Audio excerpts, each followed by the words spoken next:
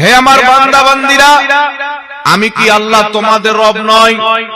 প্রত্যেক ব্যক্তি নিজের জবান দিয়ে আল্লাহ পাককে রব স্বীকার করেছেন যে হ্যাঁ আল্লাহ তুমি আমাদের রব।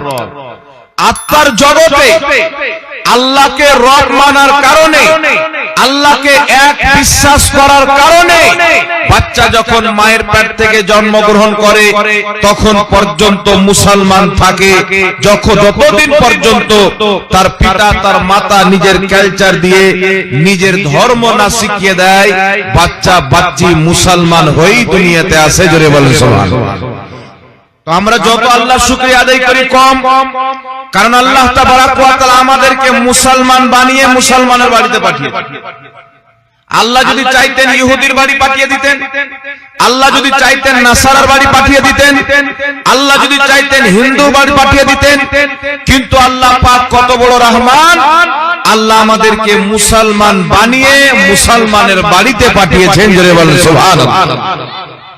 আর মুসলমান যারা হবে, মুসলমানদের জন্য এই দুনিয়া হচ্ছে জেলখানা, আর কাফিরদের জন্য এই দুনিয়া হচ্ছে জান্নাত। আমার নবী বলছেন দুনিয়া কাফিরদের জন্য জান্নাত, মুসলমানদের জন্য জেলখানা। কারণ কি? একজন কাফির অমুসলিম শরাব পান করবে, একজন অমুসলিম হারাম পথে চলবে, একজন অমুসলিম সুদ খাবে, একজন অমুসলিম জুয়া খেলবে, একজন অমুসলিম নামাজ পড়বে না। কিন্তু যেই ব্যক্তি মুসলমান হবে সে সুদ খেতে পাবে না, সে দারু পান করতে পারবে না, সে জুয়া খেলতে পারবে না। যেই বান্দা মুসলমান হবে তাকে আল্লাহর কোরআন মেনে চলবে, নবী মুস্তাফার হাদিস মেনে চলতে হবে। জোরে বলেন সুবহানাল্লাহ। তাই আমার আপনার নবী সাল্লাল্লাহু আলাইহি সাল্লাম বলছেন দুনিয়া কাফিরদের জন্য জান্নাত, মুমিনদের জন্য জেলখানা। এটা বলার কারণ কি? বলার কারণ হচ্ছে আমরা দেখতে পাই অনেক ধর্মের তিনাদের ভগবানদের, তিনাদের খোদার যখন পূজা করে, দারু পান করে থাকে, গান বাজনা করে, তাদের যেমন ইচ্ছা তেমন করে ইবাদত করে। কিন্তু আমরা মুসলমান, আমাদের ইচ্ছা মোতাবেক আমরা ইবাদত করতে পারবো। কেউ যদি চাই আমি দারু পান করে ইবাদত করব, করতে পারে না। কেউ যদি চাই আমি শরাব পান করব, করতে পারে না। জুয়া খেলবো, খেলতে পারে না। কারণ যেই ব্যক্তি মুসলমান হবে ওই ব্যক্তির জন্য আল্লাহ আল্লাহ রাসূলের হুকুম মানা ফরজ হয়ে যাবে। জোরে বলেন সুবহানাল্লাহ। আমার আপনার নবী সাল্লাল্লাহু আলাইহি সাল্লাম বলেন মিশকাত শরীফ ঈমানের অধ্যায়ে হাদিস, রাসূলে পাক বলছেন বুনিয়াল ইসলাম আলা খামসিন, ইসলামের ভিট হচ্ছে পাঁচটি জিনিসের উপরে। রাসূলে কায়নাত বলছেন আশহাদু আল্লা ইলাহা ইল্লাল্লাহ ওয়া আশহাদু আন্না মুহাম্মাদান আবদুহু ওয়া রাসূলুহু। রাসূলে পাক বলছেন ওই পাঁচটি ভিটের মধ্যে সর্বপ্রথম ভিট হচ্ছে আল্লাহকে এক বিশ্বাস করা, মুহাম্মদ সাল্লাল্লাহু আলাইহি সাল্লামকে আল্লাহর নবী এবং আল্লাহর প্রিয় বান্দা বিশ্বাস করা। জোরে বলেন সুবহানাল্লাহ। আপনি যখন আল্লাহকে এক বিশ্বাস করলেন, মুহাম্মদ সাল্লাল্লাহু আলাইহি সাল্লামকে আল্লাহর হাবিব বিশ্বাস করলেন, নবী মেনে নিলেন, আপনি হয়ে গেলেন মুসলমান। আপনি যখন মুসলমান হয়ে গেলেন, ইকামিস সালাত, নামাজ আপনার উপরে ফরজ হয়ে গেল, ইতাইজ যাকাত, মাল থাকলে যাকাত ফরজ হয়ে গেল, ওয়াল হজ, মাল থাকলে হজ ফরজ হয়ে গেল, ওয়া সাওমে রমজান, এবং রমজান মাসের রোজাও আপনার উপরে ফরজ হয়ে গেল। জোরে বলতে হবে সুবহানাল্লাহ। একজন অমুসলিমের উপরে নামাজ ফরজ নাই।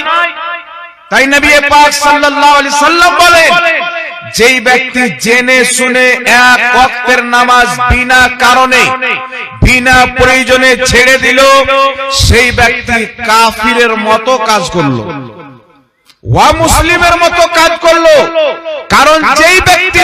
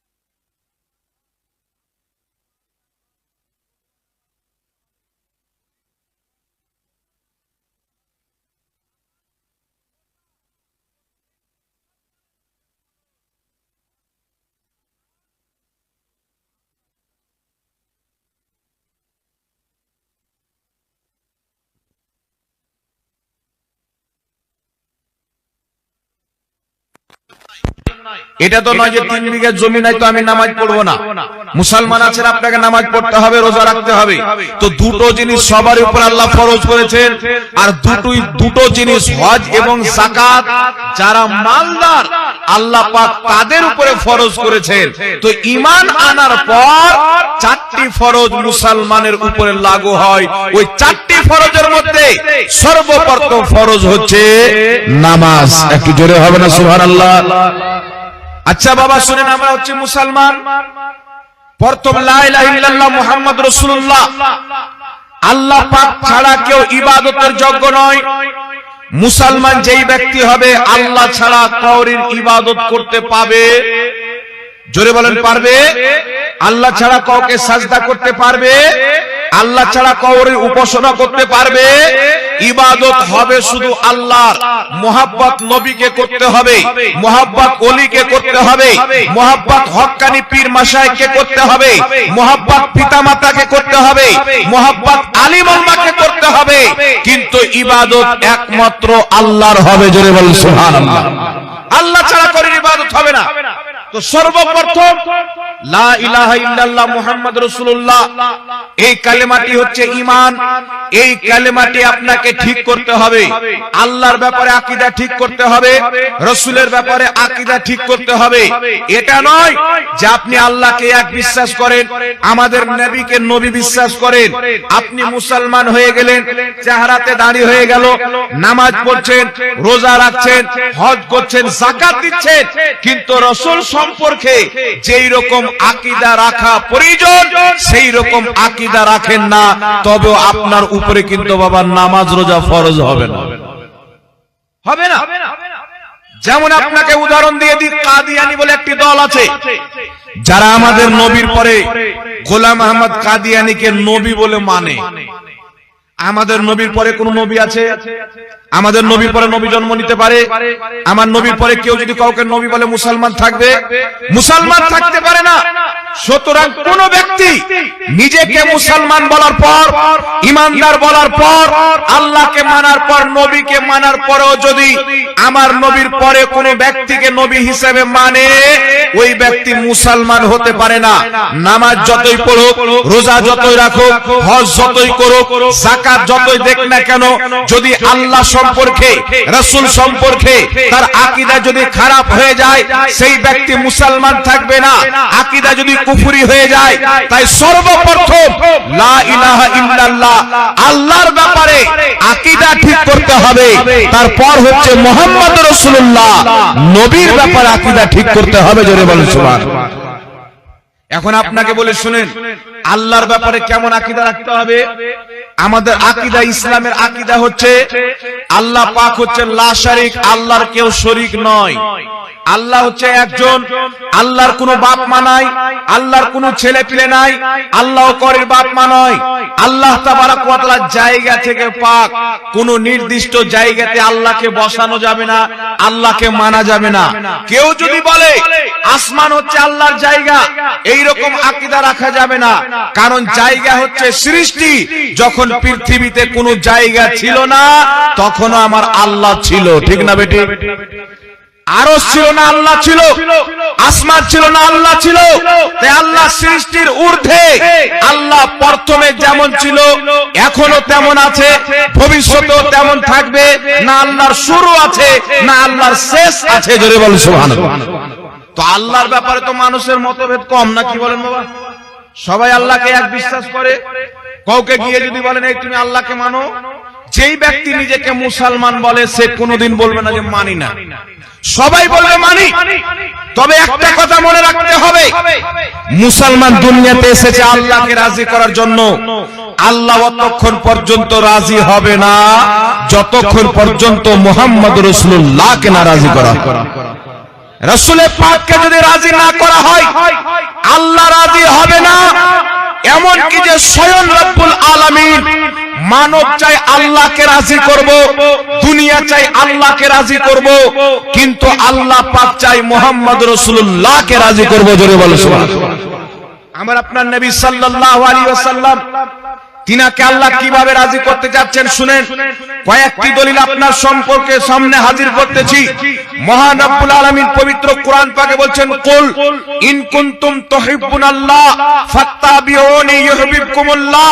আল্লাহ বলছেন, মাহবুব তুমি জগৎবাসীকে বলে দাও, তোমরা যদি আল্লাহকে মহব্বত করতে চাও, আল্লাহকে ভালোবাসতে চাও, ফাত্তাবিউনি আমি নবীর ইত্তেবা করো, আমি নবীকে ভালোবাসো, আমি নবীর অনুসরণ করো। যদি আমি নবীর অনুসরণ করো, আমি নবীর ইত্তেবা করো, ওয়া ইউহিব্বুকুমুল্লাহ আল্লাহ তোমাকে ভালোবাসবে। জোরে বলেন সুবহানাল্লাহ।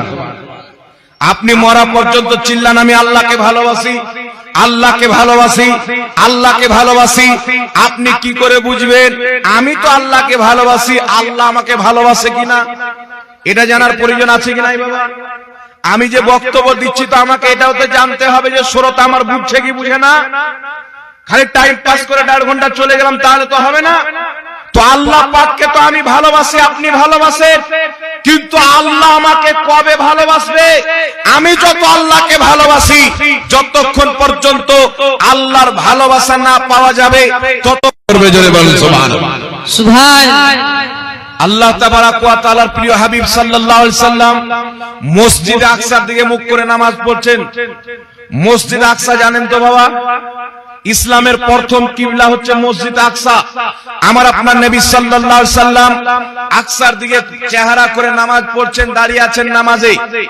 রাসূলে কায়নাত সাল্লাল্লাহু আলাইহি সাল্লাম আসমানের দিকে তাকাচ্ছেন, জমিনের দিকে তাকাচ্ছেন। আমার নবী মনে মনে চিন্তা করছেন, আল্লাহ যদি মসজিদে আকসা দাও যে আমার নবী যেন নিজের চেহারা খানা কাবার দিকে ফিরিয়ে নেয়, আমার নবী যেটা চাই আমি আল্লাহ সেটাই চাই। আল্লাহ আয়াত দিয়ে পাঠালেন, কাদ নারা তাকাল্লুবা ওয়াজহিকা ফিস সামাই ফালানুওয়াল্লিয়ান্নাকা কিবলাতান তারদাহা। আল্লাহ বলছেন, মাহবুব আমি তোমাকে রাজি করার জন্য, তোমাকে খুশি করার জন্য আমি আল্লাহ কিবলা চেঞ্জ করে দিয়েছি। জোরে বল সুবহানাল্লাহ। নবীকে রাজি করার জন্য আল্লাহ কিবলা চেঞ্জ করে দিয়েছেন। উঠান পবিত্র কোরআন, আল্লাহ পাক বলছেন, ওয়ালা সাউফা ইউতিকা রাব্বুকা ফাতারদা। মাহবুব অতি শীঘ্রই আমি তোমাকে এত দিব, এত দিব, তুমি রাজি হয়ে যাবে। সুবহানাল্লাহ। কিয়ামতের ময়দানে আদম শফিউল্লাহ তাকিয়ে থাকবেন, আল্লাহ যেন রাজি হয়ে যায়। ইব্রাহিম খলিলুল্লাহ তাকিয়ে থাকবেন, আল্লাহ যেন রাজি হয়ে যায়। মুসা কালিমুল্লাহ আল্লাহকে রাজি করতে ব্যস্ত। ঈসা রূহুল্লাহ আল্লাহকে রাজি করতে ব্যস্ত। ইসমাইল যাবিহুল্লাহ আল্লাহকে রাজি করতে ব্যস্ত। কমবেশ 1 লাখ কিংবা 2,24,000 আম্বিয়ায়ে কেরাম আল্লাহকে রাজি করতে ব্যস্ত থাকবে। মানব জাতি আল্লাহকে রাজি করতে চাইবে, জিন জাতি আল্লাহকে রাজি করতে চাইবে। কিয়ামতের ময়দানে সবাই চাইবে আল্লাহ রাজি হোক, আল্লাহ তাকিয়ে থাকবেন আমার হাবিব মুহাম্মদ রাসূলুল্লাহ রাজি হোক। সুবহানাল্লাহ। সবাই চাচ্ছেন আল্লাহ রাজি হোক, আল্লাহ চাচ্ছেন মুহাম্মদ রাজি হোক। আমার নবী সাজদাতে পড়ে থাকবেন, আল্লাহ পাক বলবেন, হাবিব মাথা তুলো, মাথা তুলো। আমার নবী মাথা তুলছেন না, আল্লাহ বলছেন, হাবিব তুমি নিজের মাথাকে তুলো, তুমি যা চাইবে তোমাকে তাই দেওয়া হবে। রাসূলে কায়নাত বলবে, আল্লাহ ওয়ালা সাউফা ইউতিকা রাব্বুকা ফাতারদা। তুমি দুনিয়াতে আমার সাথে ওয়াদা করেছিলে যে তোমাকে এত দিব, তুমি রাজি হয়ে যাবে। আল্লাহকে শাফাতের চাবি আমাকে দিয়ে দাও, আমি আমার উম্মতের শাফাত করে এক এক করে উম্মতকে যতক্ষণ পর্যন্ত জান্নাত না দিতে পারবো আমি মুস্তাফা রাজি হব না। জোরে বলুন সুবহানাল্লাহ। আল্লাহ পাক বলুন, হাবিব তুমি যদি রাজি না হও আমি আল্লাহ কি করে রাজি হব? যাও, শাফাত করার চাবি তোমাকে দিয়ে দিলাম, শাফাতের অনুমতি তোমাকে দিয়ে দিলাম, তোমার যাকে ইচ্ছা করে জান্নাতে নিয়ে চলে যাও। এই পৃথিবীর মুসলমান, আল্লাহ তাবারাক ওয়া তাআলা আমার আপনার নবীকে দুটি অপশন দিয়েছিলেন। কয়টি অপশন বাবা? জোরে বলেন। দুটি অপশন দিয়েছিলেন। আল্লাহ জিবরিলকে পাঠালেন, জিবরিল এসে বলছেন, ইয়া রাসূলুল্লাহ, ইয়া হাবিবাল্লাহ, আল্লাহ আপনাকে দুটি অপশন দিয়েছেন। এক, আপনি এই অপশনটা গ্রহণ করেন যে আল্লাহ পাক বিনা হিসাব কিতাবে আপনার অর্ধেক উম্মতকে ডাইরেক্ট জান্নাত দিবে। সুবহানাল্লাহ। আল্লাহ বিনা হিসাব কিতাবে আপনার অর্ধেক উম্মতকে ডাইরেক্ট জান্নাত দিয়ে দিবে, একটা অপশন। নচেত আপনি শাফাতকে গ্রহণ করেন, আমার আপনার নবী সাল্লাল্লাহু আলাইহি ওয়াসাল্লাম বলছেন, আমার আপনার নবী সাল্লাল্লাহু আলাইহি ওয়াসাল্লাম বলছেন যে আমি যদি এই অপশনটা নিয়ে নিই যে আমার অর্ধেক উম্মত ডাইরেক্ট জান্নাতে চলে যাবে, তাহলে অর্ধেক উম্মত কি করবে? নবী বলছেন এই অপশন আমার লাগবে না, আমাকে শাফাত দিয়ে দাও, আমি কিয়ামতের ময়দানে এক এক করে উম্মতের শাফাত করে জান্নাতে নিয়ে যাব। ইবনে মাজাহ শরীফের মধ্যে সহিহ হাদিস, রাসূল কায়নাত বলছেন শাফাআতি লিআহলিল কাবাইর মিন উম্মতি। হযরতে আনাস বলছেন নবী পাক বলেছে আমি মুস্তাফা কিয়ামতের ময়দানে আমার উম্মতের বড় বড় পাপীর শাফাত করে আমি নবী জান্নাতে নিয়ে যাব। জোরে বলতে হবে সুবহানাল্লাহ। ताई बिरादर इस्लाम, खुदा की रजा चाहते हैं तो आलम, खुदा चाहता है रजाए मोहम्मद। सारा पृथ्वी चाই আল্লাহকে রাজি করব, আমার আল্লাহ চাই মোহাম্মদ রাসূলুল্লাহকে রাজি করব। জোরে বলেন সুবহানাল্লাহ। তো বিরাদর ইসলাম, আমরা সেই নবীর মাননেওয়ালা, যেই নবীর শাফাতের উম্মীদ আমরা রাখি কি রাখি না বাবা? আমাদের আকীদা আছে কি না যে নবী পাক শাফাত করবেন? এটা আমরা বিশ্বাস করি। কবরে নবী, হাসরে নবী, ফুলসিরাতে নবী, মিজানে নবী, কিয়ামতের ময়দানে রাসূল পাক রাজি, আল্লাহ পাকও রাজি। একটু জোরে বলতে হবে সুবহানাল্লাহ। নবী পাক সাল্লাল্লাহু আলাইহি সাল্লামকে রাজি করতে গেলে আমাদেরকে দুনিয়াতে কিছু করতে হবে, কিছু থেকে বাঁচতে হবে। আল্লাহ পাক বলছেন আমার নবী যেটা তোমাদেরকে দেয় সেটা তোমরা গ্রহণ করে নাও, যেটা থেকে বিরত থাকতে বলেন সেটা থেকে তোমরা বিরত থাকো, দূরে থাকো। এটা কে বলেছেন বাবা? আল্লাহ বলেছেন। আমার নবী যেটা দিচ্ছেন সেটা নাও, যেটা থেকে আমার নবী দূরে সরিয়ে রাখছেন সেটা থেকে দূরে থাকো, লিও না। নবী যেটা বলছেন সেটা করো, নবী যেটা নিষেধ করছেন সেটা থেকে দূরে থাকো। তো আমরা মুসলমান, আমাদেরকে ওটা মানতে হবে, যেটা আমাদের রাসূল দিচ্ছেন সেটা নিতে হবে, যেটা থেকে দূরে থাকতে বলেছেন সেটা থেকে দূরে থাকতে হবে না। কি বলেন বাবা? জোরে বলেন। আল্লাহ মানুষকে সৃষ্টি কেন করেছেন? নবী কেন পাঠিয়েছেন? যে মানব জাতি নবী সাল্লাল্লাহু আলাইহি সাল্লামের সুন্নাতে চলবে, তরিকাতে চলবে। আল্লাহ বলছেন আমার হাবিবের চরিত্র হচ্ছে পৃথিবীতে উত্তম চরিত্র, উত্তম ব্যবহার। যারা রাসূলের চরিত্রকে নিজের ক্যারেক্টার বানিয়ে নিয়েছেন, ব্যবহার বানিয়ে নিয়েছেন। কেউ যদি আব্দুল কাদির ছিল, গাউসে আজম হয়ে গেছে। কেউ যদি খাজা মঈনুদ্দিন ছিল, গরিব নওয়াজ হয়ে গেছে। কেউ আপনার আহমদ রাজা ছিল, নবীর চরিত্রকে নিজের চরিত্র বানিয়ে আলা হযরত হয়েছেন। জোরে বলেন সুবহানাল্লাহ। নবীর চরিত্র এমন চরিত্র যেই ব্যক্তি দুনিয়াতে নবী মুস্তাফার সুন্নাতে চলবে, নবীর চরিত্রকে নিজের চরিত্র বানাতে পারবে, নবী মুস্তাফার আদর্শ মেনে চলবে। আপনার উঠা যদি নবীর মতন হয়ে যায়, আপনার বসা যদি নবীর মতো হয়ে যায়, আপনার ইবাদত যদি নবীর মতো হয়ে যায়, আপনার জিন্দেগি যদি নবীর মতন হয়ে যায়, আল্লাহর কসম খেয়ে বলি যেই ব্যক্তি নিজের জিন্দেগিকে নবীর মতো বানিয়ে নেয়, আল্লাহ তাবারাক ওয়া তাআলা সারা পৃথিবীকে তার পিছনে ঝুঁকিয়ে দেয়। জোরে বলেন সুবহানাল্লাহ। আজ গাউসে আজম বাগদাদ শরীফে তিনার মান্যকারী সারা পৃথিবীতে। খাজা মঈনুদ্দিন চিশতি আজমির শরীফে তিনার মান্যকারী সারা পৃথিবীতে। আজ জুনাইদ বাগদাদি বাগদাদে তিনার মান্যকারী পৃথিবীতে। আজ ইমামে আজম আবু হানিফার মাজার ইরাকের মাটিতে তিনার মাননেওয়ালা সারা পৃথিবীর মাটিতে। তো যেই ব্যক্তি নবী মুস্তাফার হয়ে যাবে ওই ব্যক্তির কিয়ামত পর্যন্ত মোহাব্বত আল্লাহ দুনিয়াতে বাকি রেখে দিবে। জোরে বলেন সুবহানাল্লাহ। কিন্তু বিরাদর ইসলাম, দুঃখের কথা হচ্ছে আমরা মুসলমান আমাদের নবীর চরিত্র আমাদের সন্তানকে শিখাই না, আমাদের নবীর ব্যবহার আমাদের সন্তানকে শিখাই না। আজ আমরা যদি দাড়ি ছাড়ি তো নবীর সুন্নাত মনে করে ছাড়ি না, বিরাট কোহলির সুন্নাত মনে করে ছাড়ি না। কি বলেন? কিছু নওজওয়ান যুবক ছেলে আছে দেখবেন এমন ভাবে দাড়ি কেটেছেন, কিছুদিন হঠাৎ করে দেখতে পাওয়া যাচ্ছে যত যুবক দেখে 100% এর মধ্যে 70% যুবক দাড়ি ছেড়েছে। এইভাবে দাঁড়িয়েছে, এটা একটু লম্বা করে দিয়েছে। তো আমরা আলিমরা চিন্তা করছিলাম যে যুবকদেরকে হয়তো আল্লাহ হেদায়েত দিয়েছে। একটা চায়ের দোকানে গল্প করছে আপনাদের কালিয়ে চোখে, যে আজকালকার যুবকরা মাশাআল্লাহ দাঁড়িয়ে আরে ছোটই করে হোক ছেড়েছে, তো আস্তে আস্তে বড় হবে। একটা লোক বলছে হুজুর এই দাড়ি আপনাদের বক্তব্য দেখে ছাড়িনি, কি দেখে ছেড়েছে? বলছে বিরাট কোহলির ছক্কা দেখে ছেড়েছে। এরকম দাড়িওয়ালা আছে না নাই না ভাই? জোরে বলেন। বুখারী শরীফের প্রথম হাদিস, ইন্নামাল আমালু বিন্নিয়াত, আপনার আমলের ফল হচ্ছে আপনার নিয়তের উপরে। আপনি আপনার দাড়ি যদি নবীর সুন্নাত মোতাবেক ছাড়েন, নবীর সুন্নাত মনে করে ছাড়েন, আপনার দাড়ি ছাড়া ইবাদত হয়ে যাবে।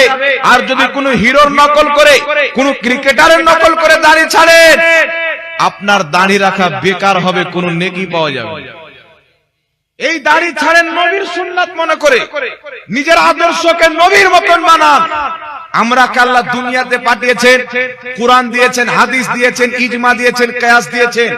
আমরা যদি বুঝতে না পারি, তাই আল্লাহ যুগে যুগে নবী পাঠিয়েছেন, আর সর্বশ্রেষ্ঠ নবী আমাদেরকে দিয়েছেন, যেই নবীর আগমনে কুল কায়নাত আল্লাহ খুশি করে দিয়েছেন। জোরে বলেন সুবহানাল্লাহ।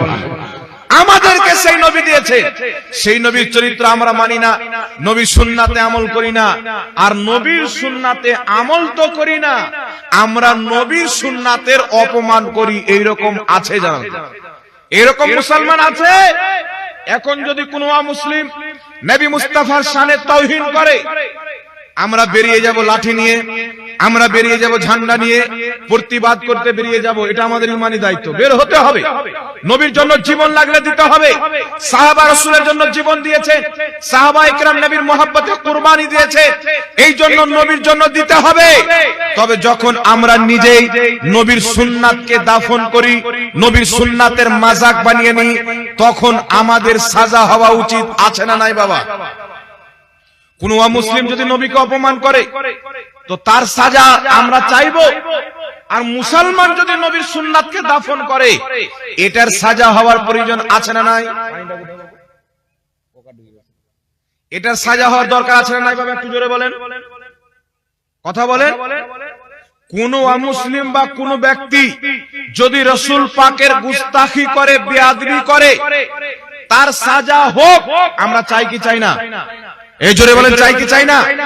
আর কোন মুসলমান যদি নবীর সুন্নাতকে অপমান করে, তার সাজা আমরা চাই কি চাই না?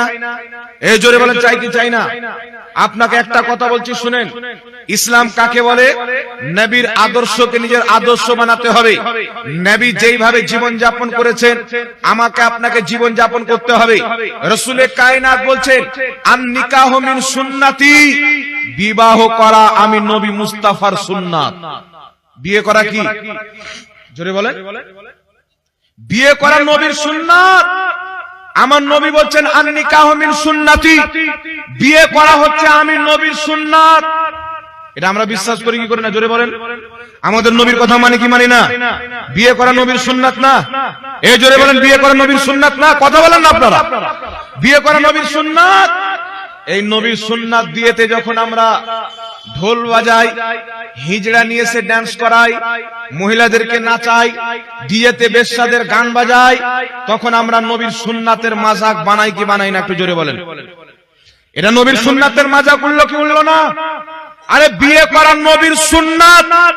তুমি নবীর সুন্নাত আদায় করতে গিয়ে উযু করে থাকবে, গোসল করে থাকবে, নতুন পোশাক পরে থাকবে, পবিত্র হয়ে নবীর সুন্নাত আদায় করবে, যেন তোমার বিয়েতে বরকত হয়, তোমার বিয়ে আল্লাহর দরবারে কবুল হয়। কিন্তু আমাদের মুসলমান কত আপনার নিকৃষ্ট হয়ে গেছি, আমাদের সমাজ কত খারাপ হয়ে গেছে, আমাদের ঈমান কত দুর্বল হয়ে গেছে, যে আমরা নবীর সুন্নাতে উযু না করে মেয়েদেরকে নাচাচ্ছি। এই নাচ গান আছে কি নাই সমাজের মধ্যে বাবা? এই জোরে বলেন, ডিজে গান আছে কি নাই? হিন্দুরা মন্দিরে ডিজে বাজিয়ে পুজো করে, আর আমরা ডিজে বাজিয়ে বিয়ে করি। তাহলে তাদের আলামত আমাদের মধ্যে পাওয়া যায় কি যায় না? জোরে বলেন, পাওয়া যায় কি যায় না? তাহলে আমাদেরকে কি করতে হবে বাবা?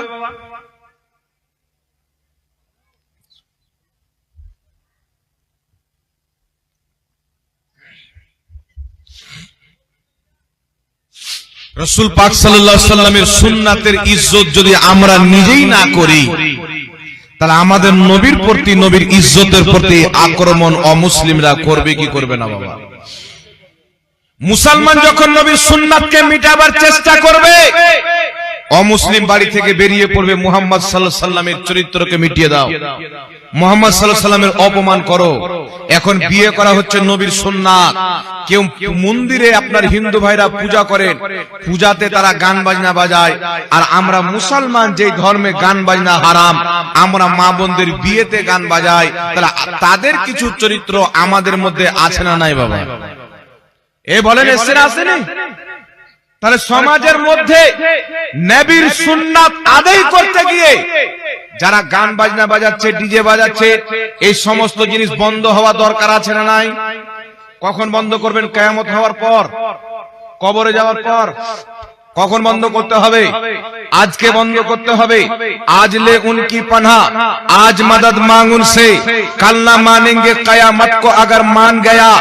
আজকে মানতে হবে, আজকে শুধরে যেতে হবে। আজ নবী মুস্তাফার সুন্নাত মানতে হবে, আজ নবীর কাছে সাহায্য চাইতে হবে। কিয়ামতের ময়দানে যদি মানেন হবে না, এখান থেকে মেনে যেতে হবে।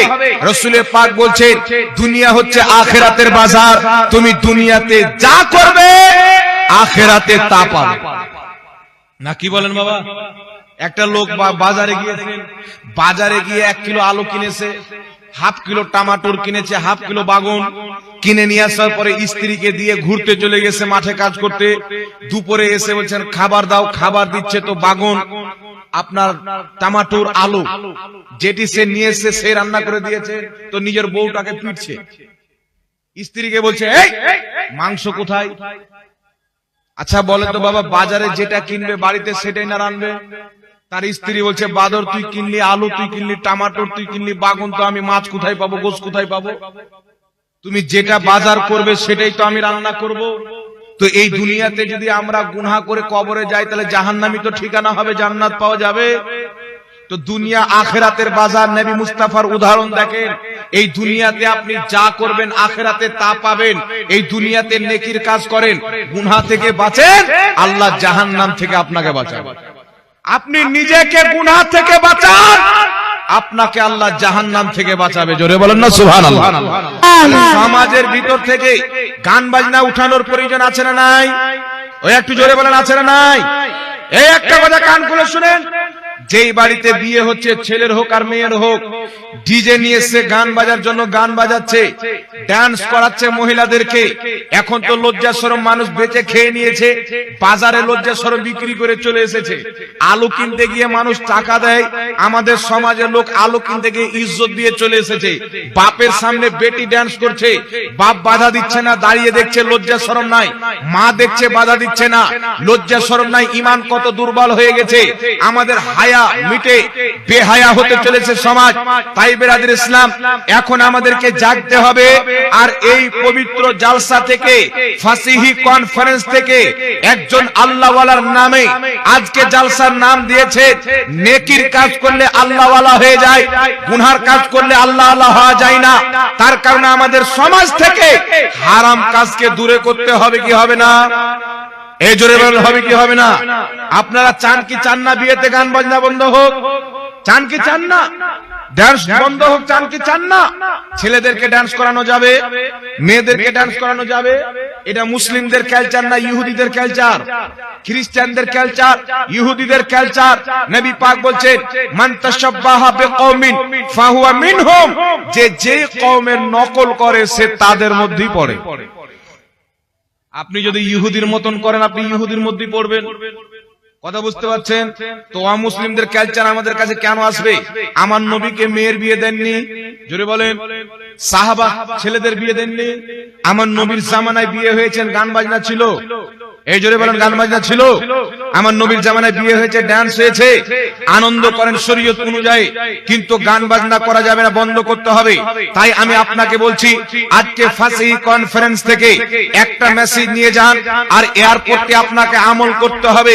জালসা করার পর যদি কিছু নিতে না পারেন, সমাজে যদি পরিবর্তন না আসে, আপনার জালসা করা বেকার হয়ে যাবে। হায়দ্রাবাদি বিরিয়ানি নাম শুনেছেন? একজন ব্যক্তি বাড়িতে হায়দ্রাবাদি বিরিয়ানি বানাচ্ছে, হুজুর দাওয়াত থাকলো, হুজুর এসেছেন দাওয়াত খেতে, মৌলভী সাহেব।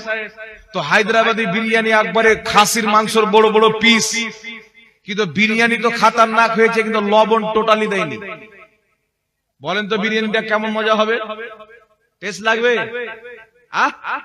মানুষ বলে দেখতে সুন্দর কিন্তু ফালতু জিনিস খাওয়াই যায় না, মানে লবণ নাই তো শেষ, ওর কোনো দাম মূল্য থাকে? তো সুন্দর জালসা সাজিয়েছে, এক একটা আলিম 1.5 ঘন্টা করে 2 ঘন্টা করে বক্তব্য দিবেন, তার মধ্যে আপনার সমাজে চুল পরিমাণে পরিবর্তন হলো না। জালসার পূর্বে যেমন ছিল জালসার পরেও তেমন হয়ে গেল। তাহলে বলেন তো বাবা, বিরিয়ানি তো খুব সুন্দর রান্না করেছিলেন, কিন্তু লবণটাই নাই, মজা পেলেন না, জালসা দিয়ে আপনার কোনো লাভ হলো না। তাই ধ্যান দিয়ে শুনেন, আর শুধু কান দিয়ে নয়, অন্তরে লিখেলেন, কথাটা বসিয়ালেন।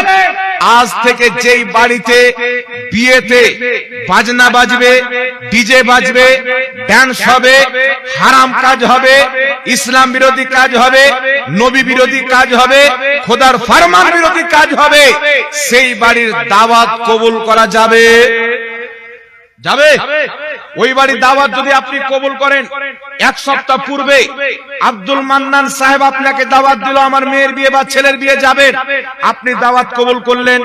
দাওয়াত কবুল করার পূর্বে দিন বা সেই দিন দেখছেন তার বাড়িতে ঢাকা ঢাক ডিজে বাজছে, আপনার বেশ্যা মহিলাদের গান বাজনা বাজছে, ডান্স করানো হচ্ছে, আপনার ওই বাড়িতে দাওয়াত কবুল করতে যাওয়া যাবে না। আপনি যদি দাওয়াত না কবুল করেন, হারাম কাজ হচ্ছে বলে আল্লাহ পাক আপনার প্রতি খুশি হবে। জোরে বলুন সুবহানাল্লাহ। যার বাড়িতে গান বাজনা বাজবে বিয়েতে, আপনার ইসলাম বিরোধী কাজ হবে, কর্ম হবে, তার বাড়িতে যদি আপনার কাছে হাঁড়ি চাইতে আসে, হাঁড়ি দেওয়া যাবে না। রান্না করার জন্য যদি চামচ দিতে আসে, তাকে চামচ দিবেন না। আপনার কলে যদি পানি নিয়ে আসতে আসে, তাকে পানি দিবেন না। তার বাড়ি যদি বিয়ে আসে, আপনার গলিতে যদি গাড়ি খাড়ো করে, ওর গাড়িটাও রাখতে দিবেন। পারবেন? পারবেন করতে? যেই বাড়িতে বিয়ে হলো, নবীর সুন্নাত আদায় হচ্ছে, ডিজে বাজছে, গান বাজছে, ডান্স হচ্ছে, ওই বাড়ির দাওয়াত কবুল করতে যাবেন?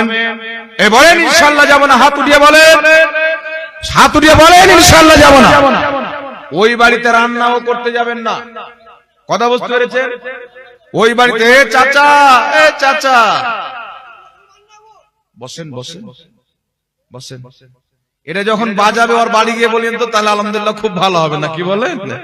এখানে আমি বলছি আপনি শুনেন, আমি বলছি আপনি শুনেন, কালকে থেকে বিয়ে হবে, গান বাজনা যদি বাজে, ওখানে গিয়ে পাওয়ার দেখাবেন, কাজে দেবেন ইনশাআল্লাহ, নাকি বলেন? তো কোন বাড়িতে যদি হারাম কাজ হচ্ছে, মহিলাদের নাচ হচ্ছে, হিজড়া নিয়ে এসে নাচাচ্ছে, আপনার পুরুষদেরকে নাচাচ্ছে, ডিজে বাজছে, গান বাজনা বাজছে, আল্লাহকে সাক্ষী রেখে ওয়াদা করেন, ওই বাড়ির দাওয়াত আমরা কবুল করব না। বলেন ইনশাআল্লাহ। ওই বাড়িতে রান্না করতে যাবে না ইনশাআল্লাহ। হাঁড়ি, লোটা, বদনা, চামচ, প্লেট কিছুই যদি চাইতে আসে সমাজের কাছ থেকে, তার বাড়ি দেওয়া যাবে না, তার বাড়ি দিতে হবে না। এই কাজটা আপনারা করেন, আমি চ্যালেঞ্জ করে বলে গেলাম, এই গ্রাম থেকে, সমাজ থেকে যদি গান বাজনা বন্ধ না হয়, আমি জাহাঙ্গীর আলম রিজভী দায়ী হব। হবে কি হবে না বাবা?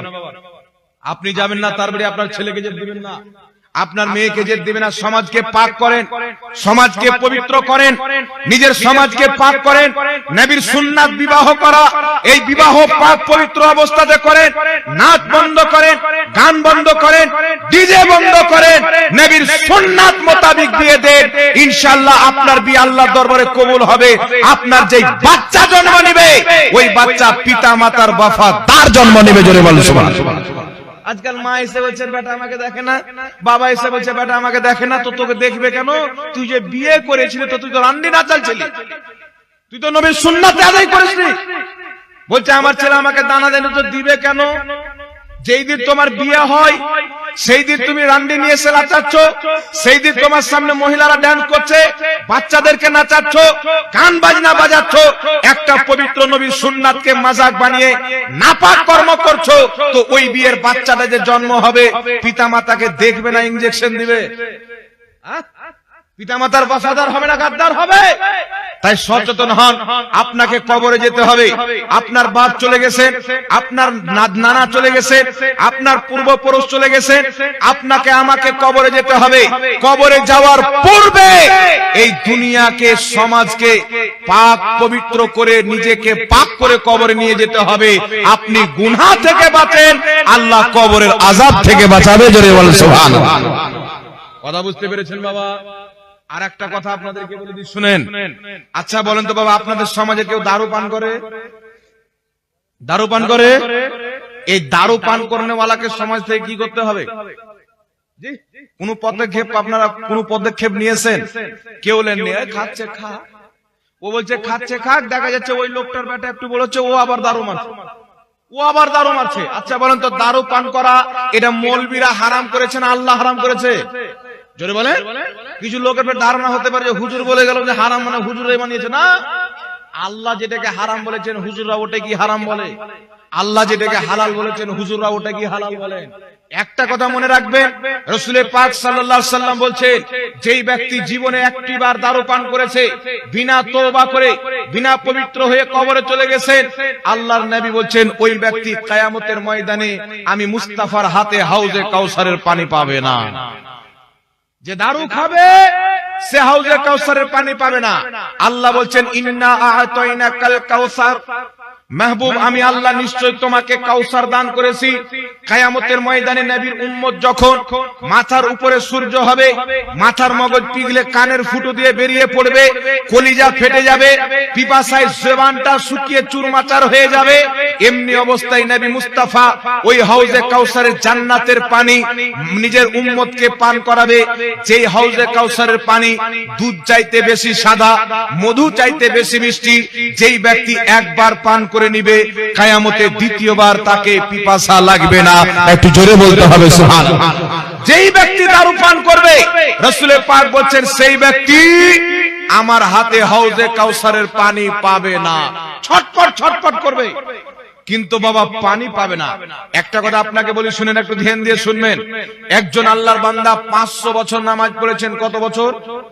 আগেকার মানুষ বেশি জীবন পেত কি পেত না? অন্যান্য নবীর জামানার 500 বছর পর্যন্ত আল্লাহ বয়স দিয়েছেন। লোকটা যখন মারা গেছেন, আল্লাহ বলছেন ফেরেশতা আমার এই বান্দাকে জান্নাতে নিয়ে যাও। ওই ব্যক্তি জান্নাতে যাচ্ছেন খুশি খুশি, মনে মনে বলছেন আল্লাহ আমি 500 বছর তোমার যে ইবাদত করেছি ওই ইবাদতের কারণে তুমি আমাকে জান্নাত দিচ্ছ। খুব হাসছে যে এত আমি ইবাদত করেছি যে আমার ইবাদতের কারণে জান্নাতে যাচ্ছে। আল্লাহ বলছে জাহান্নাম ঘোরা। ফেরেশতা বলছে রাস্তা চেঞ্জ করো, জাহান্নামের দিকে চলো। ওকে যখন নিয়ে যাচ্ছে, জাহান্নাম হাজারো মিল দূরে আছে বাবা, হাজারো হাজারো মিল দূরে। দূর থেকে এত পিপাসা লাগছে, পানির জন্য ছটপট ছটপট করছে। কি রকম ছটপটি? আমরা যখন রোজা রাখি দেখবেন রমজান মাসে আসরের নামাজ পড়ার পর আমাদের দিকে নদী আছে, আমরা ঘুরতে যাই, আপনাদের দিকে নদী আছে, দিকে যাবেন বা কলের গোড়াতে যাবেন, উজু করতে যাবেন, তো আপনার ইচ্ছা করবে সমুদ্রের পাশে দিয়ে যদি যান, ওই টাইমে এমন পিপাসা লাগে বাবা, মনে হয় রোজা যদি না থাকতাম পুরো সমুদ্রের পানি পান করে নিতাম। হয় কি হয় না? তো জাহান্নামের তাপ এর চাইতেও ভয়ানক। এত পিপাসিত হয়েছে, আল্লাহর সামনে পানি রেখেছেন, পানি নেওয়ার জন্য ছটপট ছটপট করছে। আল্লাহ বলছে বান্দা পানি তো দিব, বদলা তো আমাকে কি দিবি? বান্দা বলছে আল্লাহ আমার 500 বছরের ইবাদত, যে ইবাদতের মধ্যে কোনো রিয়াকারি নাই, নিয়তে কোনো ভেজাল নাই, কোনো ত্রুটি নাই, যেই 500 বছর ইবাদত আমি খালিস দিলে তোমার জন্য করেছি, ওই 500 বছরের ইবাদত তুমি নিয়ে নাও, কিন্তু আল্লাহ আমাকে একটু পানি দিয়ে দাও। আল্লাহ তাকে পানি দিলেন।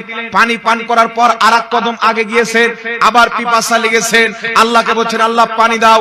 আল্লাহ বলছেন তোমার 500 বছর ইবাদত ছিল, যার বদলাতে তোমাকে পানি দিয়েছি, ইবাদত খতম, এখন তোমাকে চোখ দিয়েছি, এই চোখের বদলা কি দিবে? তোমাকে জবান দিয়েছি, জবানের বদলা কি দিবে? তোমাকে দেহ দিয়েছি, দেহর বদলা কি দিবে? ওই বান্দা সিজদায় পড়ে গেল, সিজদায় পড়ে কান্না করে বলল খোদা তুমি কাউকে ইবাদতের কারণে জান্নাত দাও না, তোমার দয়াতে জান্নাত দাও। জোরে বলুন সুবহানাল্লাহ। কিসে জান্নাত দাও? তোমার দয়াতে জান্নাত দাও। তো কিয়ামতের ময়দানে এমন পিপাসিত হবে, মাথার মগজ শুকিয়ে যাবে, জবান শুকিয়ে যাবে, নিজের ঘামে নিজে হাবুডুবু করবেন, এক ফোঁটা পানির জন্য হাউদাও করবেন। ওই টাইমে যদি কোনো ব্যক্তিকে আল্লাহ উহুদ পাহাড়ের সমান সোনা দান করত, সেই সোনা দিয়ে যদি এক গিলাস পানি পাওয়া যেত, ওই ব্যক্তি পুরো পাহাড় সমতুল্য সোনা দিয়েও এক গ্লাস পানি হাসিল করত। এত পিপাসা লাগবে। আল্লাহ নবী সবাইকে হাউজে কাউসারের পানি পান করাবে। যেই ব্যক্তি মদ পান করে তাকে আল্লাহ হাউজে কাউসারের পানি পান করাবে না। জোরে বলেন সুবহানাল্লাহ। জীবজন্তু পশু পাখির পেশাব আর মদ হনে কি তফাৎ বাবা? একটা কুকুর যদি পেশাব করে এক গিলাস কুকুরের পেশাব নিয়ে গিয়ে যে মদ পান করে ওকে দেন যে ধর খা, পান কর, বলে পেশাব পান করা যায়? তো তুমি যে দারু পান করছো তো কুকুরের পেশাব চাইতো না পাক, ওটা কেমন করে পান করে নাও? লজ্জা শরম নাই মুসলমান? নিজের নাম আব্দুর রহমান, আব্দুল গাফফার, আমি নবীকে মানি, আমি আল্লাহকে মানি, আমি মুসলমান, আর তুমি দারু পান করছো, তোমার লজ্জা থাকা দরকার। তার কারণে মুসলমান, যেই ব্যক্তি সমাজে দারু পান করবে ওই ব্যক্তির দুনিয়াতে শাস্তি হচ্ছে, ওকে একটা শাস্তি দিতে হবে। গ্রামের মানুষ বসে তার এক সাইডের চুলকে কেটে চুন কালি লাগিয়ে ফাটা পুরানা জুতোর একটা মালা দিয়ে তার গলাতে দিবেন, আর ভাঙা ভ্যানে চাপিয়ে আপনাদের পুরো থানাতে ঘোরাবেন। এই সাজা আপনাকে দিতে হবে। এটা যদি আইন আপনি গ্রাম থেকে পাস করতে পারেন, দারু পান করা বন্ধ হবে কি হবে না? এই জোরে বলেন, দরকার আছে কি নাই? দরকার আছে না? জোরে বলেন। আর আপনি দারু খারকেও নিয়ে চলবেন সমাজে, নামাজিকে নিয়ে সমাজে চলবেন, এটা হবে না। তাই সমাজের মন্ডলকে পদক্ষেপ নিতে হবে, সমাজের লোককে পদক্ষেপ নিতে হবে, সমাজের মানুষকে পদক্ষেপ নিতে হবে। দারুকেও বন্ধ করতে হবে, বিয়ের গান বাজনাকেও বন্ধ করতে হবে। জোরে বলুন সুবহানাল্লাহ। দরকার আছে না নাই বাবা? এই জোরে বলুন, দরকার আছে না নাই? দরকার আছে। এক জায়গাতে গেলাম বাবা, একটা চিঠি আজকে মনে হয় কে লিখে দিয়েছেন, একটা চিঠি লিখে দিয়েছেন, হুজুর সুদখোরের ব্যাপারে একটু অবশ্যই কিছু বলবেন। আর পাঞ্জেরের সুদখোর বসে আছে, মানে জালসার যে সভাপতি বানিয়ে রেখেছে সহ সভাপতি, ওই সহ সভাপতি হচ্ছে টাটকা সুদখোর, সুদের টাকাতে 3 বার হজ করেছে বলে। আর চিঠি দিয়েছে যে সুদখোরের ব্যাপারে কিছু বল। এইভাবে আমি চিঠিটা যখন খুলেছি, পাশে আর একজন কমিটির লোক আছে, আমার আগে ও পড়ে নিচে, বাঙালি লোক, বুঝতে পারছেন, আমার যাতে বাংলা বেশি জানে। আমাকে বলছে, হুজুর এই বিষয়ে কিছু বলিয়েন না। এই কেন বলবো না? এইদিকে কানটা করেন, কান করে বলছে, আপনার পাশে যে বসে আছে এ সুদের টাকার 3 বার হাজি। কিসের টাকা? সুদের টাকার 3 বার হাজি। যেই ব্যক্তি হারাম টাকা ইনকাম করে হজ করতে যায়, যখন ডাক দেয় লাব্বাইক আল্লাহুম্মা লাব্বাইক লা শারিকা লাকা লাব্বাইক, আমার আল্লাহ সবারই ডাকের সাড়া দেয়। সুদখোর, হারামখোর, হারাম টাকা নিয়ে যে হজ করতে যায় তার ডাকে আমার আল্লাহ চেহারা ফিরিয়ে নেয়, নিজের রহমতকে ফিরিয়ে নেয়, আল্লাহ সাড়া দেয় না। জোরে বলুন সুবহানাল্লাহ। সুদখোর কত ভয়ানক! রাসূল পাক বলেন, যদি কোনো ব্যক্তি সুদের 1 পয়সা খায়, সেই ব্যক্তি যেন কাবা ঘরের সামনে আপন মায়ের সাথে 72 বার কুকর্ম লিপ্ত হল। এইরকম গুনাহ হচ্ছে সুদ খাওয়ার। আর মুসলমান সমাজে সুদখোর, মুসলমানের মধ্যে দারুখোর, মুসলমানের মধ্যে আপনার কুকর্মে লিপ্ত জুয়াখোর। আচ্ছা বলেন বাবা, যেই ব্যক্তি সুদ খায় এত বড় পাপী, আপনি যদি সুদখোরের বাড়ি নিজের মেয়ের বিয়ে দেন, তো আপনার মেয়ে ওই হারাম টাকা খাবে কি খাবে না? এই জোরে বলেন। এই জন্য পরিকৃত মাসলা যদি দেখেন, জাহাঙ্গীর মুফতি যদি সুদ খায়, সুদ ছাড়া অন্য তার ইনকাম নাই, সেই যদি নিজের সন্তানের জন্য আপনার মেয়ের হাত চাইতে যায়, আপনার মেয়ের সাথে বিবাহ দেওয়ার জন্য যায়, আপনি জানছেন সুদ ছাড়া কিছুই খায় না, ওর বাড়ি মেয়ের বিয়েও দেওয়া যাবে না। দিয়েন না ওর বাড়ি মেয়ের বিয়ে। যদি সেই ব্যক্তি সুদ খায়, তার বাড়ি মেয়ের বিয়ে দিয়েন না। অনুষ্ঠান হয়েছে, সুদ ছাড়া কোনো ইনকাম নাই, আপনি জানছেন যা অনুষ্ঠানে রান্না করেছে সব সুদের টাকা, ওর বাড়ি দাওয়াত খেতে যান না। কথা মনে হয় বুঝতে পারেননি বাবা? হ্যাঁ বলছে, হুজুর একটু মনে হয় বেশি বেশি বলছি। বলার দরকার আছে বাবা, এখানে কি বেশি বলছি? আমি যার বাঁশ দিই, ভালো করে বাঁশ দিই, আপনারা হয়তো জানেন। আমার ভাই মুফতি আব্দুল কালাম আজাদ সাহেবকে জিজ্ঞাসা করবেন, খুব ভালো মনের মানুষ। বাংলার মাটিতে অনেক মৌলবীর ব্যাপারে অনেক করের কাছে কিছু শুনেছি, কিন্তু এই লোকটার ব্যাপারে করের কাছে কিছু শুনবি, মানে এ সবাইকে ভালোবাসে। মুফতি আবুল কালাম আপনাদের মাদ্রাসার হেড শিক্ষক নাকি? খুব ভালো মনের মানুষ আপনারা পেয়েছেন, খুব ভাগ্যবান। আলহামদুলিল্লাহ, ভালো আলিম, ভালো মানুষ, আমার কলিজার বন্ধু, আমার ভাই। আমি খুব অন্তর থেকে ভালোবাসি। তা আমি আশপাশে জালসা আসলে এদিক ওদিক না গিয়ে সুজা ভাইয়ের কাছে চলে আসি, ইনার মাদ্রাসা, বুঝতে পারছেন? তো আচ্ছা বাবা শোনেন, কড়া করে বলছি নয়, আমি যেটা বলছি এটা কম, এর চাইতো কড়া আযাব আল্লাহ কুরআনে, নবী হাদিসে সুদখোরের ব্যাপারে বয়ান করেন। তবে এটা দুনিয়ার হচ্ছে।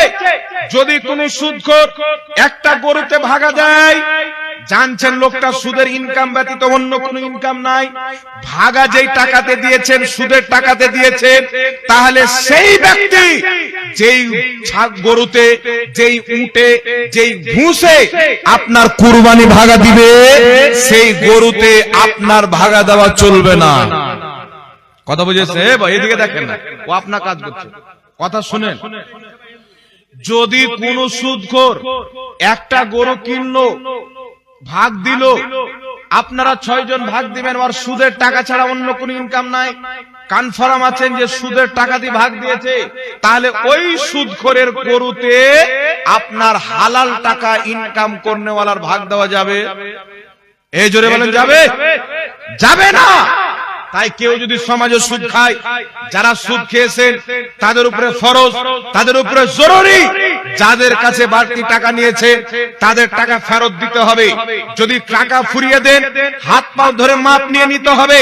যদি আজকে মাপ না নেন, কিয়ামতের ময়দানে আপনাকে আল্লাহ জান্নাত দান করবে না, আপনি জান্নাতের খুশবু পর্যন্ত পাবেন না। মুসলমান কথা বুঝতে পারছেন? মনে করছেন আল্লাহ হারাম করে দিয়েছেন, খাবো, মরবো তো দেখা হবে। আরে মরবো তো দেখা যাবে, মরবো তো দেখা যাবে। মরে গেলে আপনি কি দেখবেন বাবা? মরে গেলে আপনার দেখার কি আছে? মরে গেলে আপনি তো নিজের জামাটা খুলতে পারবেন না, অন্য কেউ খুলে দিবে। আপনাকে গোসল অন্য কেউ করে দিবে। কবরে যাবেন, আপনার সুন্দর চেহারা পোকামাকড় চিবিয়ে চিবিয়ে খাবে। ওই সময়তে আপনি দেখবেন, কিছু করতে পারবেন না, আযাব কষ্ট হবে। কিয়ামতের ময়দানে আপনার সামনে পুলসিরাত পার হচ্ছে, বড় বড় পাপী কেটে কেটে জাহান্নামের গর্তে পড়ছে, আপনার বাড়ি আসবেন, দাঁড়িয়ে আছেন, আপনার পেশাব বেরিয়ে যাবে, আপনি তখন কি করবেন? জীবিত থাকা অবস্থায় যদি কিছু না করতে পারেন, আপনার যখন আত্মা বেরিয়ে যাবে, আপনি ওই সময়তে কিছু করতে পারবেন না। যা করার আজকে করতে হবে। সুদ ত্যাগ করতে হবে, সুদখোরকে ত্যাগ করতে হবে, দারু পান করা ছাড়তে হবে, দারুখোরকে ছাড়তে হবে, ঢোল বাজনা বাদ দিতে হবে, ঢোল বাজাকে ছাড়তে হবে। আর বিয়েতে যারা যৌতুক নেয়, 3 লাখ টাকা দিবে তেবি বেটির বিয়ে দিব, আছে না নাই? এই বলেন আছে না নাই? একটা মোটরসাইকেল, কিছু যুবক বলছে, একটা যুবক গাড়ি নিয়ে যাচ্ছে, তো 2-3 জন বন্ধু দাঁড়িয়ে আছে। এই গাড়ি কতটা নিলি রে? ওই যে বুলেট নিলাম, 3.5 লাখ টাকা পড়বে। তো বলছে তোরাও লে না রে, তোরাও লে। হ্যাঁ বোকা, তুই নাহলে বোকা সে নিলি, আমরা তো এই তো আগামী বছর বিয়ে করবো, শ্বশুর তো দিবে, তো কিনে কি করবো? মনে হচ্ছে শ্বশুর ঘর বাপ দিয়ে রেখেছে না, কি বলেন? কিছু লোক ফের আছে, আমার 2টা বেটা 2টা গাড়ি পাবো, হাইরে ভিক মাঙ্গা। আর আমাদের মুসলিম সমাজের মধ্যে বাবা এটা কি? আল্লাহ যাকে যত জ্ঞানী করেছে ও অত বেশি বড় ভিক মাঙ্গা। কেউ ফের মানে পড়তে পড়তে আল্লাহ ওকে চাকরি দিয়ে দিয়েছে, মাস্টার হয়ে গেছে, আর ফের স্বপ্ন আলাদা, এ 2 চাক্কাওয়ালার বেটিকে বিয়ে করবে না, এবার 4 চাক্কা খুঁজছে। কথা বুঝছেন? কালিয়া চোখের মাটিতে যদি না থাকে, ও মাল লাগিয়ে নিয়ে আসবে, মানে চাকরি পেয়ে গেছেন মানে 4 চাক্কা নিবে, বড় ফকির হয়ে গেছে। কেউ আপনার ইঞ্জিনিয়ার হয়ে গেছেন, 1 লাখ 1.5 লাখ টাকা মাসে চাকরি করে, একে আবার 2 চাক্কার মেয়ে পছন্দ নয়, যতই সুন্দর হোক। গরিবের মেয়ে পছন্দ নয়, এ আবার দেখবে 3 তলা বাড়ি 4 চাক্কা পাওয়া যাবে কি যাবে না। আরে ভিক মাঙ্গা, ভিক মেঙে যখন 4 চাক্কা নিবি, তো 1.5 লাখ টাকার চাকরিটা এখানে নিলি। ভিক মাঙ্গা যখন অতই আরমান ছিল, রাস্তায় যারা এক হাত নাই, পায়ে চলতে পারে না, এরা যারা ভিক্ষা করে খায়, আর যারা আপনার যৌতুক নেয়, আপনার ডিমান্ড করে টাকা পয়সা মেয়ের বাবার কাছ থেকে নেয়, ওই রাস্তার ফকির চাইতে সব চাইতে নিকৃষ্ট ভিক মাঙ্গা হচ্ছে আপনার যৌতুক লেনেওয়ালা। কথা কি ভুল বলছি? কেউ বলতে পারবেন কথা ভুল বলছি? আমি চ্যালেঞ্জ দিয়ে বলছি, এখানে আমি আমার বাবার ঘরের কথা বলতে আসিনি, আল্লাহ রাসূলের দ্বীনের কথা আপনাকে বলতে এসেছি। তাই সমাজকে পাক করতে হবে। যদি আপনি শুনতে পান শ্বশুর খুশি হয়ে আপনাকে কিছু দিচ্ছে, নিজ ইচ্ছাতে দিচ্ছে, আপনি নিচ্ছেন, এটা জায়েজ আছে, তবে আপনি জোর জবরদস্তি গাড়ি দিতে হবে, বাড়ি দিতে হবে, 4 চাকা দিতে হবে, জমি দিতে হবে, 2 লাখ টাকা দিতে হবে, বাধ্য করে যদি আপনি টাকা নেন, ওই খবর যদি আপনাকে চলে আসে, ওই বাড়িতেও বিয়ে খেতে যাওয়া যাবে না। কথা মনে হয় বুঝে আসেনি? ওই বাড়িতেও বিয়ে খেতে যাওয়া যাবে না। আর যদি কোনো মাস্টার হোক, কোনো মুফতি হোক, কোনো ডক্টর হোক, কোনো মৌলবি হোক, যদি আপনার ডিমান্ড করে 4 চাকা নিয়ে থাকে, ডিমান্ড করে মোটরসাইকেল নিয়ে থাকে, তাহলে তাকে ডক্টর সাহেব বলতে হবে না, তাকে ভিক মাঙ্গা বলতে হবে। কোন মুফতি যদি নিয়ে থাকে, ওকে মুফতি বলতে হবে না, ওকে ভিক মাঙ্গা বলতে হবে। যে ডিমান্ড করে টাকা নিয়েছে জোর জবরদস্তি করে, ওকে ওর উপাধি দিয়ে ডাকেন না, ওকে ভিক মাঙ্গা বলে ডাকেন। পারবেন? ও হচ্ছে বড় ভিকমাঙ্গা বাবা, তাই সমাজকে পাক করতে হবে। আমরা আমাদের ছেলে মেয়ের বিয়ে দেবো, কোনো ডিমান্ড করব? এ বলেন আমাদের নবী করেছেন? জোরে বলেন। আমার নবী মা ফাতেমার বিয়ে দিয়েছেন কি দেননি? বড় বড় ইঞ্জিনিয়ার, বড় বড় লাখপতি, বড় বড় আরবপতি আমার আপনার নবীর মেয়ে ফাতেমা তো জাহরার হাত নিতে এসেছেন, বিবাহ করার জন্য এসেছেন, কিন্তু আমার আপনার নবী কাউকে দেননি। হযরতে আলীর সাথে নিজের মেয়ের বিয়ে দিয়েছেন। যেই আলীর বাড়িতে ঠিক মতো 3 টাইমের চুলহা জ্বলতো না, আমার নবী হযরতে আলীকে কেন দিলেন? কারণ হযরতে আলীর দুনিয়া না থাকতে পারে, হযরতে আলীর কাছে দ্বীন ছিল। জোরে বলেন সুবহানাল্লাহ। ঈমান ছিল, আকীদা ছিল, আমল ছিল, তাকওয়া ছিল, পরহেজগারি ছিল। আমার নবী রাজা মহারাজাকে না দিয়ে হযরতে আলীকে দিয়ে পৃথিবীকে জানিয়ে দিয়েছে, তোমার মেয়ের বিয়ে বিল্ডিং দেখে নয়, তোমার মেয়ের বিয়ে জমিদার দেখে নয়, তুমি তোমার মেয়ের বিয়ে দাও, তুমি তোমার ছেলের বিয়ে দাও দ্বীনদার দেখে, ধার্মিক দেখে। জোরে বল সুবহানাল্লাহ। এখন আমরা মেয়ে দেখতে গেলে বলি তোমার বাপ কি কাম করে, তোমার বাপের ক বিঘা জমি আছে, এটা কেউ জিজ্ঞাসা করে না। নামাজ পড়ো কিনা, কোরআন শরীফ পড়তে জানো কি জানো না, তিলাওয়াত করতে জানো কি জানো না, পর্দা করে চলে কি চলে না, এটা গ্রামের লোককে জিজ্ঞাসা করবে না। যদি বড় লোকের বেটি থাকে, পড়োশির লোক যদি বলে মেয়েটার ব্যবহার খারাপ, ব্যবহার খারাপ হলে কি হলো, ওর বাপের টাকা আছে যে কোনো সমস্যা নাই। কিন্তু আমাদের উচিত ছিল বাবা, টিভি দিবে কি দিবে না, ফ্রিজ দিবে কি দিবে না, গাড়ি দিবে কি দিবে না, এটা না জিজ্ঞাসা করে আমরা দেখতাম যে মেয়েটার চরিত্র কেমন, মেয়েটার ব্যবহার কেমন, মেয়েটা মা ফাতেমার মতো পর্দা করে কি করে না, নামাজ পড়ে কি পড়ে না, মেয়েটা ইসলামিক ধার্মিক হয়ে চলে কি চলে না, বেপর্দা তো নয়। এইগুলো জিনিস আমরা জিজ্ঞাসা করে যদি বৌমাকে নিয়ে আসি, তাহলে আমাদের লাতি পোতা যেটা হবে ওটা নেককার হবে না। কি বলেন বাবা?